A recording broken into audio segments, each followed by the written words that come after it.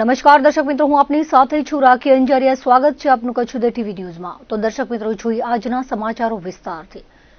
કચ્છ જિલ્લાના રાપર તાલુકામાં આજે વહેલી સવારે અત્યંત દુઃખદ દુર્ઘટના પ્રકાશમાં આવી છે, જેમાં કીડિયાનગર ગામે આવેલા એક ઊંડા તળાવમાં પાણી ભરવા ગયેલા 40 વર્ષીય મહિલાનું પાણીમાં ડૂબી જવાથી મૃત્યુ થતા વાગડ પંથકમાં ભારે શોકની લાગણી ફેલાઈ છે।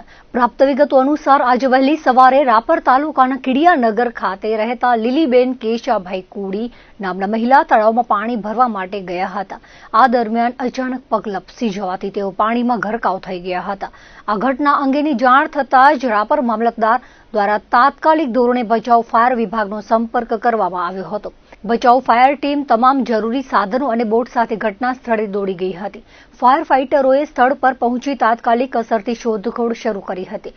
સતત 2 કલાક સુધી ચાલેલી ભારે જહેમત અને શોધખોળ બાદ અંતે મહિલાનો મૃતદેહ મળી આવ્યો હતો। ફાયર ટીમે મૃતદેહને પાણીમાંથી બહાર કાઢીને જરૂરી કાર્યવાહી અર્થે સ્થાનિક તંત્રને સોંપ્યો હતો। પાણી ભરવા જેવી રોજિંદી પ્રક્રિયામાં મહિલાએ જીવ ગુમાવતા સમગ્ર કીડિયાનગર ગામમાં અને મૃતકના પરિવારમાં ભારે શોકની લાગણી પ્રસરી ગઈ છે।